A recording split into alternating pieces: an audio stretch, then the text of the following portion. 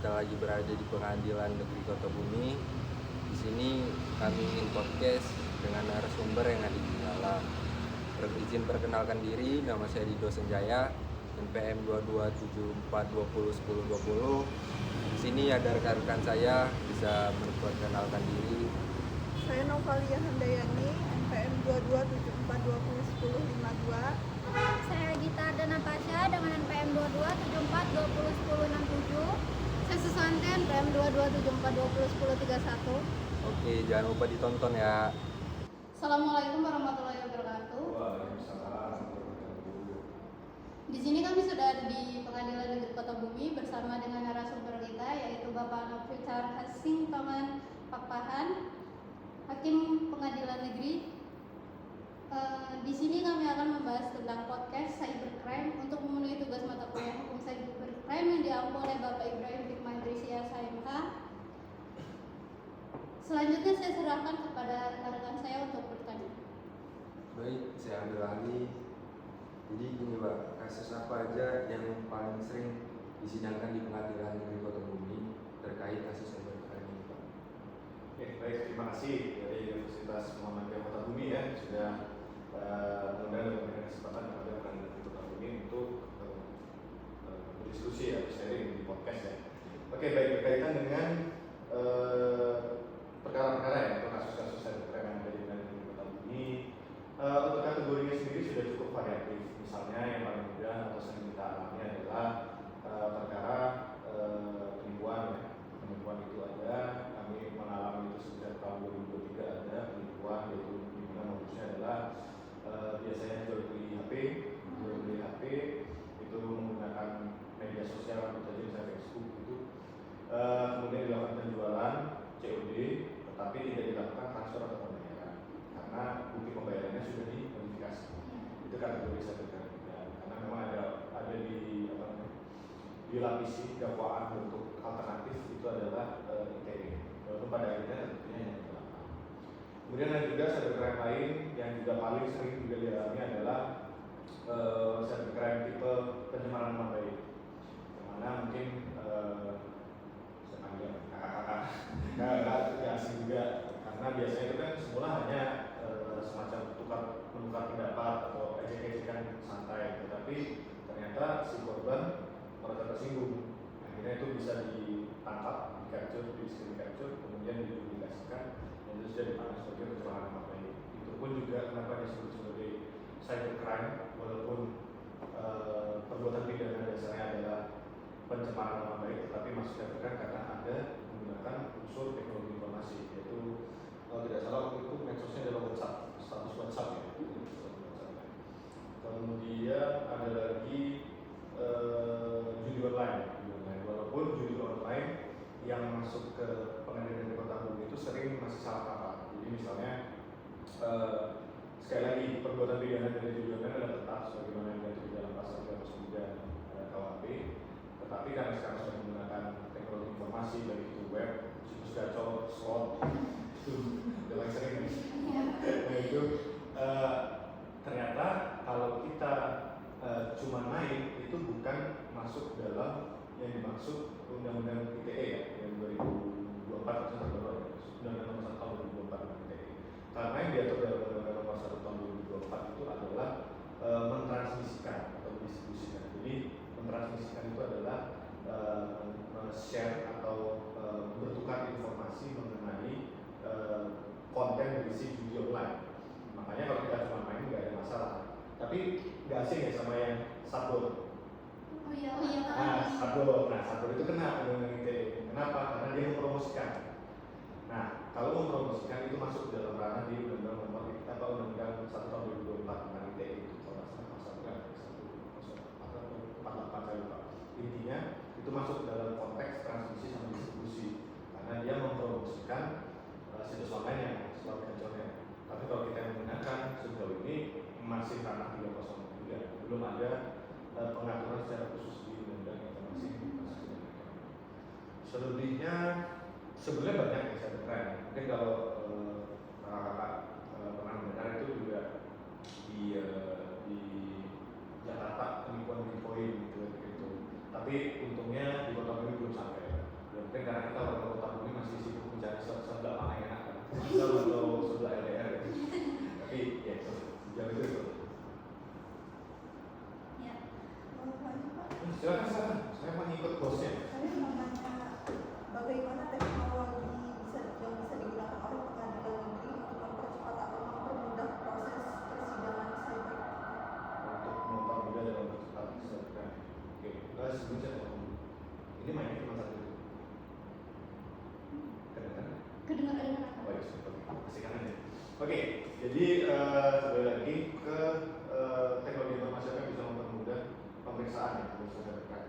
Jadi kalau dari pengadilan kami tidak ada teknologi informasi secara khusus. Mungkin teknologi informasi yang dimaksud hanya komputer. Jadi kayak untuk membantu mengakses, misalnya kayak untuk melihat pencemaran nama baiknya itu bisa ditampilkan di komputer, dilihat gitu.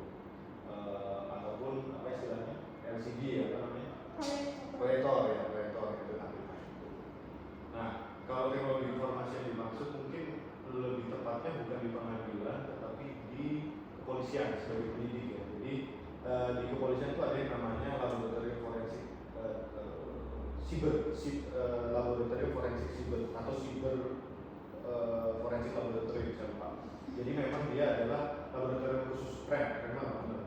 Udah kayaknya di film-film itu yang habis itu ketangkap itu loh, ternyata video YouTube kayak gitu. Nah, tapi kalau misalnya benar ada, maksudnya tidak dilebay-lebaykan yang waktu itu orang itu memang kegunaannya adalah pertama untuk mengecek integritas data. Jadi misalnya Rido dengan Novalia, maaf ya sudah kan mesra-mesraan, cecetan. Tapi ternyata si Novalia itu cepat sekali kan udah dihapus kan chatnya. Karena Rido ini merasa dibohongin, janji nikah Novalia sama Akbar gitu kan, nikahnya Rido buat chat sendiri, kemudian dipublikasikan. Ini loh orang yang si Novalia ini janji mau nikah sama saya. Nah, itu kan bisa pencemaran nama baik, diperiksa. Nah, kalau kita orang awam, orang yang bukan memahami teknologi informasi, pasti kita berpandangan bahwa oh ini benar chatnya Rido. Tetapi kalau kita menggunakan teknologi yang namanya pemeriksaan atau verification of data integrity untuk memeriksa integritas data, itu akan dicek dari mana sebetulnya percakapannya. Apakah benar Rido dengan Novalia? Apakah benar itu nomor teleponnya Rido misalnya apa? Indosat atau Telkomsel Novalia? Tri. Nah, apakah benar itu Telkomsel sama Tri? Jadi nanti dia akan berkomunikasi si polisi dengan provider Telkomsel sama Tri. Jangan-jangan mereka bukan Telkomsel sama Tri, ternyata Telkomsel sama Telkomsel atau Telkomsel sama Indosat. Jadi itu untuk pembuktian lebih konkretnya. Jadi itu teknologi informasi dari kepolisian atau penyidik cybercrime. Kemudian dari kejaksaan sama belum ada. Jadi memang untuk teknologi informasi itu masih di ranah penyidikan. Karena untuk teknologi informasi atau pembuktian bukti elektronik dari cybercrime itu memang sangat teknis. Artinya kita sebagai sarjana hukum pun nggak akan bisa kepegang kecuali kita ada pembelajaran khusus atau pelatihan khusus mengenai cybercrime bukti elektronik ya, bukti elektronik. Kemudian di situ juga makanya penting kita ada kerjasama dengan ahli-ahli teknologi informasi ya, IT atau sarjana komunikasi karena mereka memang mempelajari itu setidaknya untuk mengetahui relevansi dari data integritas data. Ya seperti tadi saya bilang, kalau kita secara awam benar itu ya kasus tadi kan itu udah jelas ini ada buktinya ya, gitu. Tapi ternyata beda itu dibuat-buat oleh si pelaku. Ya silakan. Apa tantangan etis dan hukum dalam menggunakan bukti digital di persidangan? Tantangan etis dan digital ketika menghadapi digital di persidangan. Oh di persidangan, oke. Menarik sih. Saya tanya dulu kan ya pembuka acara. Kalau di Facebook begitu atau enggak ya? Sekarang namanya Facebook, TikTok. Di TikTok itu boleh nggak sih kita tiba-tiba ngomong lo hoax, lo bohong? Itu boleh nggak? Misalnya ada orang yang jualan ini, aku mau jual ini lagi baju ini bagus nih lagi promo nih dari 200 ke jadi 100 nih. Boleh nggak bilang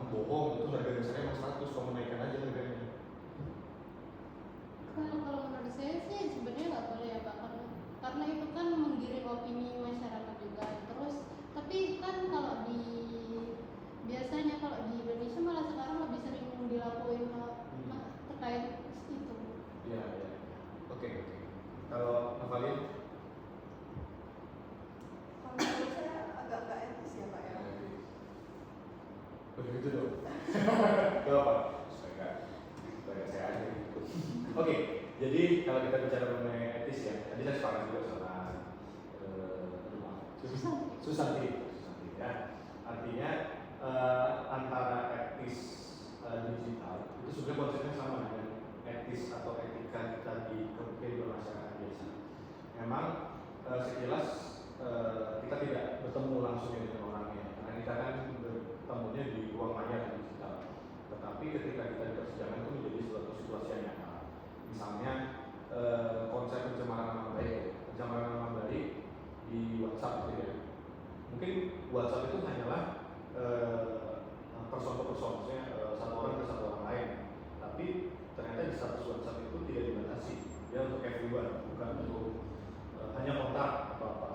Kalau misalnya hanya kontak malah lebih susah. Dalam artian kontak di HP kan ternyata banyak, bukan cuma 10 orang, bisa sampai 100-an. Nah itu juga menjadi susah, itu hal-hal yang harus diperhatikan. Kemudian tantangan etisnya ya, etisnya tentunya ya berperilaku atau memperlakukan perkara itu layaknya kita menghadapi perkara seperti perkara biasa. Dalam artian walaupun tidak bertemu dengan nyata dengan user digital, tapi kita harus memperlakukan user digital itu layaknya sebagai subjek hukum yang nyata ada di depan kita. Kemudian yang kedua, tantangan etis lagi adalah berkaitan dengan unsur-unsur dari perbuatan pidana itu. Misalnya yang paling susah itu memang pencemaran nama baik. Pencemaran nama baik, pornografi. Jadi kalau paling sering ya, dan semoga baik kakak-kakak dari hukum maupun teman-teman mahasiswa yang lain, memang ini lebih isu-isu yang susah. Kalau kita udah lama ada suaminya, kalau yang belum ada suami dan istri ini susah. Itu biasanya pacaran, kemudian pacaran biasa kayak kita itu kan udah serius nih, tahap habis udah suami istri ya. Makanya kita lakukan perbuatan itu lain suami istri. Apa tuh di rumah? Ya kayak gitu sih biasanya. Pasti urusannya yang urusan sudah dewasa. Ya, tapi intinya seperti begitu, ada melakukan adegan dewasa dan kemudian itu direkam atau difoto atau apapun lah, bentuknya intinya ada jejak digital. Nah, jejak digital itu ketika ditampilkan di persidangan, nah itulah dan sebenarnya tantangan etika. Kenapa? Karena sebenarnya kita nggak perlu tahu selama si pelaku selama si korban menggunakan ada yang sudah cukup. Tapi kalau ada pertentangan memang kita harus periksa. Nah permasalahannya batas pemeriksaan ini bagaimana? Kalau dari saya atau saudara Mahkamah Agung maupun peraturan Mahkamah Agung memang sudah diwajibkan bahwa hal-hal yang bersifat asusila itu persidangannya secara tertutup. Makanya mungkin Ridho kasus Santi, kemudian kasus Australia dan PMK kalau main ke pengadilan tetapi disuruh keluar, itu berarti pasti ada perkara kalau enggak masalah asusila, perkara anak itu pasti tertutup. Nah, karena sudah tertutup, ya mau nggak mau kita harus terbuka, maksudnya bukan terbuka ya. Pemeriksaan itu harus nyata-nyatanya sebut terbuka-bukanya. Jadi, ya mohon maaf ya, saya juga jadinya melihat juga kayak begituan, kayak video begitu atau apa gitu kan. Dan kenapa ya? Karena supaya untuk kita benar-benar periksa apakah ini kamu masih bisa menyangkal atau ini benar nggak korban atau jangan-jangan ini adalah box kan? Karena mungkin kakak-kakak udah tahu ya zaman sekarang udah zamannya apa? Iya tuh. Oh iya. Oh iya salah. Iya. Itu kan sudah bisa diubah tuh mukanya kan. Ibarat kata misalnya kayak mukanya Bang Ridho gitu kan. Udah Bang Ridho begini tapi dipasang di badannya Jeffrey Nicole kan. Nggak masuk kan. Tapi ya sudah itu bisa nyata gitu ada. Atau siapa lagi. Tapi intinya gitu. Nah itu tantangan etisnya karena secara prinsip hakim ataupun aparatur penegak hukum bahkan advokat itu pasti nggak enak dan segan. Kemudian terakhir adalah skeptisme. Jadi kalau secara etika kita sudah tahu bahwa teknologi informasi itu memang digunakan oleh semua orang. Tetapi kebiasaan masyarakat Indonesia yang mana saya pun juga adalah mengira bahwa teknologi informasi adalah sesederhana itu.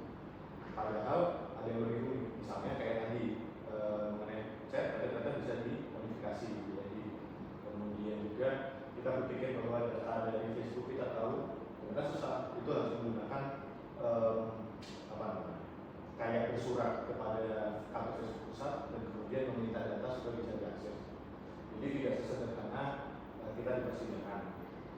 Jadi itulah tantangan etisnya kita hadapi persidangan. Ada pertanyaan? Oh iya, moderator. Tadi kan Bapak sudah sampaikan terkait tantangannya nih Pak. Terus kalau terkait urgensinya nih Pak, masalah cybercrime yang terjadi di Kota Bumi sekarang ini apa? Oh iya, kasih. Jadi dari sekian sampai saya lupa sebenarnya. Ya kita sebut aja puluhan ya. Itu yang paling marak itu dua. Yang pertama pasti pencemaran nama baik. Karena komunikasi orang sekarang bukan lagi tamu ke rumah sambil ngopi gitu, tapi via WhatsApp atau medsos. Dan kemudian ya menyampaikan keluh kesah sekali lagi bukan seperti orang zaman dulu. Jadi biasanya marah gitu. Mau laki-laki atau perempuan selalu termasukkan di sini. Kemudian yang kedua adalah pornografi. Saya mau bilang penipuan tapi penipuan nggak sebanyak pornografi. Itu makanya saya tegaskan bahwa untuk yang muda-muda khususnya, kalau yang generasi agak senior mungkin karena masih kaku atau masih asing dengan teknologi informasi. Tapi kalau yang generasi muda itu apa ya, kalau 2002 Gen Z ya, Gen Z ya. Untuk Gen Z ini agak susah gitu. Karena sudah tidak asing dengan teknologi informasi, jadi gampang semua. Ibarat kata pubnya itu susah gitu. Kalau pubnya cuma lagi di jalan aman. Kalau pubnya bermandi, wah pub dong. Dan itu memang nyata ada. Bahkan kemarin ada perkara yang diduga itu sampai berapa cewek gitu. Jadi selalu dia chat teman ceweknya, oh ya lagi habis mandi di pub. Oh lagi make up-an, lagi coba baju ya di pub. Pokoknya aku harus mandi. Dan itu yang permasalahan nyata dan kayaknya susah untuk dibilangin karena itu kembali lagi kalau kondisi Kak Ido, kasus Santi, Kak Amalia sama Kak Ido yang paling muda berapa siapa? Yang paling muda saya Pak. Umur berapa? 20 tahun. 20 tahun. 20 tahun kan sudah di atas batas anak ya. Kalau anak itu 18 tahun ke bawah. Ya 18 sudah dihitung udah dewasa. Nah, kenapa ditetapkan seperti itu? Karena kalau usia di bawah 18 tahun itu secara emosional belum terbentuk, belum matang. Artinya kalau yang SMA itu masih labil dan ketika sudah seperti itu ya sudah mereka mengikuti aja polanya diminta ini lah diminta itu semua sisi tidak tahu konsekuensinya bahwa itu bisa diperjualbelikan atau bahkan bisa digunakan untuk ya penyalahgunaan. Nah itu permasalahannya. Itu imbang lah dua-duanya. Kalau pencemaran nama baik kalau antara anak-anak aman, tapi biasanya ibu-ibu sama bapak-bapak yang suka karena jadi tersinggung kan, dari ilmu bisa. Jadi itu sih sementara waktu. Kalau penipuan ya banyak, tapi kalau saya boleh mengkategorikan dia kayak level 3. Yang satu itu pasti pencemaran nama baik, yang kedua itu Jadi apakah semua pelaku cybercrime ini harus diproses di pengadilan negeri atau ada alternatif penyelesaian lain? Iya. Itu menarik sih karena memang kalau kita bicara cybercrime itu apakah dia bisa ada jalan lain ya? Tapi karena udah tahu ya bahwa kalau kita ngomong penanganan perkara pidana bukan hanya pengadilan ya, maksudnya ada beberapa lapisan ya, ada penyidik, ada kejaksaan, terus bahkan rutan pun juga bisa kalau dalam konteks terbatas ya. Nah, jadi kalau di pengadilan berarti itu perkara yang sudah masuk ke ranah di atas penyidikan, di atas penuntutan, itu sudah tinggal masalah pemeriksaan persidangan atau pembuktian di persidangan. Nah, kalau kita bicara mengenai hal-hal yang bisa dilakukan selain pengadilan, itu bisa. Saya bilang yang secara umum dulu ya, kita sebutkan dulu ya, karena saya tapi bisa baca juga. Kalau yang umum, paling sederhana adalah pencurian yang 362 itu kalau nggak salah diancam minimal maksimal itu pidana 5 tahun. Nah, ada sekarang yang namanya ketentuan RTJ, Restoratif Justice. Ada pernah dengar? Nah, Pernah dengar ya? Boleh kalau Kak Susan cerita dulu RTJ itu apa? restoratif justice itu biasanya penyelesaian di luar persidangan. Biasanya dia pakai mediasi supaya kedua belah pihak itu bisa berdamai tanpa melakukan proses hukum lebih lanjut ke tingkat pengadilan. Nah, benar. Ya, makasih. Nah, jadi RTJ itu persis lah. Itu adalah sebetulnya adalah apa ya? Teori asas. Teori. Tetapi itu sudah disahkan ke dalam suatu peraturan. Jadi misalnya peraturannya apa? Peraturan kepolisian, ada peraturan kejaksaan, ada peraturan mahkamah agung. Nah, orang-orang atau masyarakat umum salah paham biasanya kan bahwa RJ ini adalah transaksional. Maksudnya pokoknya bayar beres, pasang materai minta maaf beres. Tapi esensinya bukan itu RJ, bukan transaksional. Esensinya adalah damai dulu lah. Damai oke lah, sekarang nggak boleh kita minta duit, wajar lah kan? Kita nggak bisa nyalain. Ibarat kata saya nabrak motornya Pak Ibu, Kak Ibu. Habis itu sampai rodanya lepas gitu. Terus itu pasang roda kan nggak mungkin kan itu sendiri kan, nggak ada keahlian yang mungkin montir motor gitu. Pasti minta tolong bengkel, jadi kan pasti keluar biaya. Lah masa uangnya Kak Ibu kan? Jadi nggak selalu buruk gitu kan. Itu adalah kalau mau dibilang transaksional itu adalah transaksional antara korban sama pelaku. Apakah itu salah ya? Silahkan kembali ke moral masing-masing kan. Maksudnya kalau memang nggak mau ya silahkan diselesaikan di persidangan. Nah, kembali lagi untuk pidana atau cybercrime. Nah, cybercrime itu sebetulnya ada yang dimungkinkan enggak. Nah, ini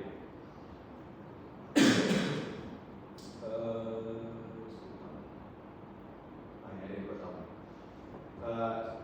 Saya ambil contoh aja ya, karena silakan teman-teman bisa membuka di Undang-Undang Nomor 1 Tahun 2024 atau 11/2008 tentang informasi transaksi elektronik. Tapi saya ambil contoh di pasal 45. Pasal 45 ayat 4 itu disebutnya setiap orang yang dengan sengaja menyerang kehormatan atau nama baik orang lain dengan cara menggunakan suatu hal dalam bentuk informasi elektronik dipidana dengan pidana penjara paling lama 2 tahun. Nah, kalau berdasarkan peraturan kepolisian atau peraturan kejaksaan atau peraturan mahkamah agung, ini karena memang di dalam sini itu memungkinkan restoratif justice, itu syaratnya supaya bisa diselesaikan di luar persidangan itu adalah pidananya ancaman pidananya di bawah 5 tahun. Nah, kalau misalnya seperti ini tadi pencemaran nama baik pakai elektronik itu bisa karena ancaman pidananya maksimal 2 tahun. Nah, tapi kalau misalnya ini pasal 45 ayat 1 ya, setiap orang dengan sengaja menyiarkan mempertunjukkan informasi elektronik atau dokumen elektronik yang muatan melanggar kesusilaan pornografi itu diancam pidana paling maksimal 6 tahun. Ini nggak bisa didamaikan. Ya kita paham ya penyebabnya ya. Kalau pencemaran nama baik kan, kalau kita lihat artis-artis kan gitu kan, yang mohon maaf saya tidak tahu saya kira dan semoga ini bisa memulihkan nama baik dari korban. Tapi kalau asusila kan susah. Ibarat kata yang baru-baru nikah aja sering masih bermasalah, padahal udah dapat suaminya ganteng kan, masih dipermasalahkan. Ya itulah contohnya. Nah artinya kembali lagi ke pertanyaannya, apakah ada jalur selain persidangan? Ada bisa di luar persidangan, namanya restoratif justice, ketentuan sebagaimana ada di Perkap 2020 kalau peraturan kejaksaan agungnya 2020, kalau kepolisian 2021, kalau mahkamah agung 2024, dan itu dimungkinkan tapi dengan ada syarat dan ketentuan khusus. Ini pertanyaan terakhir ya. Oh boleh, ya boleh. Karena ini pada capek. Oh silakan. Menurut Bapak sendiri nih Pak, Ya. apa semua hakim di pengadilan negeri itu perlu pelatihan khusus tentang teknologi informasi? Oke, ya makasih. Jadi ya untuk pelatihan khusus untuk teknologi informasi, untuk teknologi informasi memang dibutuhkan pemahaman khusus. Jadi misalnya kalau kita berbicara mengenai bukti elektronik ya, kalau kita bicara mengenai KUHP, di KUHP diatur bukti itu ada di pasal 184. 184 itu adalah bukti saksi, kemudian keterangan ahli, surat petunjuk, surat keterangan terdakwa. Bukti elektronik sendiri aja baru ada di Undang-Undang Informasi Transaksi Elektronik. Artinya ini barang baru nih. zaman siapa profesor atau ahli hukum tertua yang paling kalian tahu? Di kampus. Apa aja buku deh. Oh, di buku. Kalau si sukanya sama Profesor MD. Oh, maksudnya oke, nggak tertua amat sih. Iya. Maksudnya kayak siapa? Sacito Harjo atau Sudikno atau siapa lagi? Nggak perlu pernah baca ya? Julia Sidik. Ya oke, nggak tahu banget tapi oke lah. Oke, masih kategorinya Pak Mahfud ya. Dan lagi. Nah, intinya yang saya cerita adalah perkembangan zaman kita, iklim hukum kita itu adalah untuk adanya perkembangan peraturan. Jadi semula tadi kayak KUHP tadi nanti satu dalam KUHP ternyata di Undang-Undang Informasi Transaksi Elektronik sudah ada bukti elektronik. Nah, di Undang-Undang Informasi Transaksi Elektronik sayangnya dia cuma mengatur mengenai bukti elektronik. Itu bahkan sebenarnya lebih lanjut ke materi. Saya bilang materi kenapa? Karena itu menyangkut bukti apa namanya untuk secara substansinya. Tetapi secara formilnya itu diatur. Seperti yang saya bahas mengenai integritas data. Itu belum ada peraturan khusus. Terakhir yang saya baca itu adalah peraturan khusus itu dari Kominfo, Kementerian Komunikasi dan Digital, dan itu pun sifatnya bukan peraturan perundang-undangan, lebih ke instruksi, kayak cuma guidelines apa namanya, pedoman aja untuk kementerian, tidak mengikat kita, setiap kita dari aparatur penegak hukum ataupun kakak-kakak juga akan terikat. Nah, artinya dari aparatur penegak hukum, baik dari pengadilan, dari kejaksaan, penyidik, atau bahkan ditangkut, itu masih bisa boleh dikatakan itu nol. Kita nggak tahu soal bukti elektronik karena itu adalah barang baru, kemudian tidak disertakan juga pengenalan atau penguasaan bukti elektronik itu dan kaitannya dengan tindak pidana yang ada. Misalnya kayak tadi nama baik, tadi di medsos.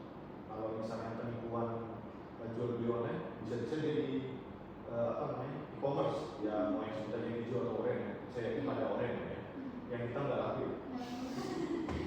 Kayak gitu ya. Terus sebenarnya itu penipuan kalau konten asusila, oh iya di YouTube, karena sementara ini memang streaming yang paling terkenal YouTube ya. Dailymotion baca nonton Dailymotion. Oh iya sudah oke. Banyak ya. Saya pilihnya YouTube sih. Oke. Gak semua kalau Dailymotion. Oke. Ya sudah, artinya misalnya kayak kanal penyiaran itu seperti YouTube itu atau Dailymotion itu bisa juga karena memang kadang-kadang lama responnya si pengada atau penyedia layanan itu bisa dipublikasi. Nah, hal seperti itu bahkan kali ini kadang-kadang dari paling nggak dari kami di pengadilan, misalnya kayak itu dilihat di YouTube. Nah, kalau YouTube lolos berarti kan tidak mengandung konten asusila, kan bisa bilang kayak gitu. Padahal ada aja caranya orang-orang, misalnya paling sering sepak bola dikecilin kan, dipilih satu ujung kan, atau dibalik di mirror supaya nggak kena sama itu. Nah, itu hal-hal yang sebetulnya sangat bagus kita pelajari karena memang kita adalah orang hukum, kita sangat berpegang pada aturan. Bahkan hanya karena permasalahan formil aja kita tidak bisa mempermasalahkan itu. Ya kayak tadi misalnya, ibarat kata itu dibawa ke persidangan, itu yang kayak masalah sepak bola itu. Lah, ini kan di mirror Pak, berarti kan kami bukan menyiarkan persis seperti yang disiarkan oleh penyelenggara resmi. Bisa jadi lepas. Nah itu dibutuhkan adanya pemahaman atau penguasaan teknologi informasi khususnya yang berkaitan dengan cybercrime itu sendiri. Karena misalnya saya cuma teknologi informasi sesederhana kayak saya bisa pakai PowerPoint, tetapi perkaranya adalah perkara soal medsos Facebook. Padahal saya nggak tahu gitu kan, apa namanya usernya atau kayak TikTok saya nggak tahu itu dapat whale atau love-nya atau poin-poinnya saya nggak tahu. Itu hal yang perlu kita pelajari lagi. Dan itu tidak hanya terbatas pada pengadilan, dari kejaksaan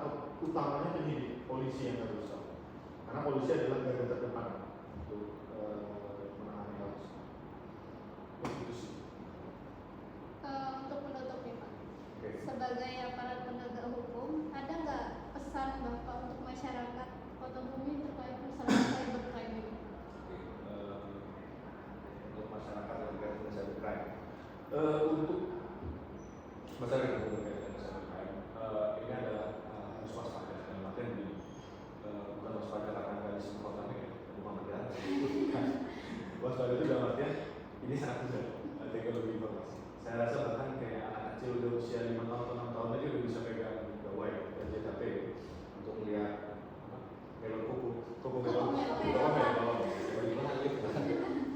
beda generasi. Terus sesederhana itu saja bahwa kayak anak kecil usia 5 tahun aja sudah dikasihkan HP. Saya tidak melarang Kokomelo nggak jadi juga bagus saja buat konten, cuma tidak seharusnya itu diserahkan dari HP, bisa dilihat dari TV atau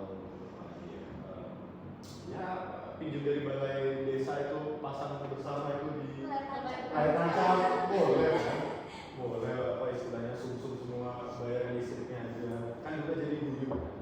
Artinya itu harus kembali kepada masyarakat untuk menyadari mudahnya akses terhadap teknologi informasi dan akses terhadap informasi, karena sebagaimana mereka pada tahu sekarang itu paling sering juga kayak di online ya, itu benar-benar mudah banget katanya promosinya ya aksesnya. Kayak saya udah beberapa kali proses itu di chat cuma DP 50.000 bisa menang sampai 1 juta. Tahu dari mana dia? Tahu dari mana pada saya udah ngerti di foto apa saya tahu Depok. Itu kemudian terkait pencemaran nama baik, ya artinya kalau pencemaran nama baik kita paham bahwa emosi itu sudah hal yang lumrah. Kan kalau saya beberapa kali melihat itu di Lampung Utara itu memang kalau sudah namanya tiil itu udah nggak bisa selesai. Makanya silakan diselesaikan aja, tentunya dengan yang baik lah. Ya ketemu aja besoknya selesaikan di situ. Gak usah marah-marah dalam artian gak usah dendam, udah selesaikan di situ. Gak ada masalah udah. Karena kalau sampai saya nggak tahu kalau bahasa di Lampung itu kalau di pendem kalau bahasa Jawa itu pendem bendol guri, artinya kalau itu disimpan nanti hanya akan meledak, dan meledak itu akan disalurkannya teknologi informasi, maksudnya HP, medsos. Kenapa ya? Karena segampang itu kan. Kalau cerita ke pacar bisa-bisa dimarahin sama pacar. Kalau cerita ke suami, aku capek kerja, kamu cuma kuliah. Artinya itu lah ya, coba selesaikan. Terus penipuan juga, karena ini sering terjadi. Jangan tergiur dengan hal-hal yang murah di media sosial. Ya terserah lah, media sosial atau e-commerce atau apa. Karena itu juga rawan dengan yang namanya penadahan. Kalau di zaman dulu mungkin agak gampang kita melihat, karena ketika kita ketemu, mau beli ini enggak? Ini harga murah, cuma 1.000. Kita udah curiga kan, mulai dari mukanya orangnya kan, pakaiannya kan, atau gerak-geriknya dia kayak lihat kiri kanan, udah ambil aja 1.000 gak apa-apa. Seperti itu. Nah tapi kalau di e-commerce kita nggak ketemu sama orang, jadi kok tingkat kewaspadaan kita itu tidak ada. Nah itu hal-hal yang harus diwaspadai sendiri. Ada kita harus membentuk yang namanya kesadaran digital. Harus waspada, harus mengenal yang mana kira-kira benar, yang mana tidak benar. Kemudian ya tentunya jangan sampai kebersihan. Ibarat kata kayak tadi hanya contoh tadi seperti cybercrime yang tipe pencemaran nama baik ya. Udahlah kalau bisa diselesaikan aja gitu. Karena kalau sudah sampai sini itu susah. Dalam artian begini, kita sudah damai. Malah hanya karena nama juga sudah orang sudah benar sudah diklarifikasi sudah tidak bermasalahkan. Tapi kan kasihan si pelaku kan sudah sampai di sini. Kalau kami misalnya dari pengadilan menemukan bahwa dia bersalah walaupun sudah dimaafkan, kami ya tentunya harus menghukumnya. Kalau kami tidak hukum berarti kami salah. Kenapa? Karena unsur-unsurnya seperti begitu. Misalnya tadi antara Ridho sama Avalia, tetap benar Ridho itu bikin ending sudah tercipta citra bahwa Avalia ini perempuan yang tempat janji, tapi sudah dijelaskan. Udah. Nah, ketika udah masuk ke pengadilan kan udah terbukti itu bahwa Ridho bohong, udah dari terus macam. Ya udah, kalau kami nggak menghukum malah salah kan. Berarti dari pengadilan tidak bisa memeriksa perkara, tidak tahu. Karena kalau misalnya Ridho sendiri atau siapa kita kalau dikasih kasus itu pasti menilai itu terbukti lah Pak. Karena kita kalau anak hukum kan pasti cuma dikasih undang-undangnya, analisis terpenuhi nggak undang-undangnya. Oh terpenuhi Pak, sudah itu terbukti. Itu yang hal yang harus diperhatikan, jangan sampai hanya karena emosi itu menjadi permasalahan. Khusus pencemaran nama baik ya. Kalau penipuan sama susila, kalau penipuan waspada. Kalau susila gimana caranya nggak jadi kucing ya. Berarti bener. Nanti ketawa-ketawa tapi nggak ketemu sama ayam beb jadi kucing.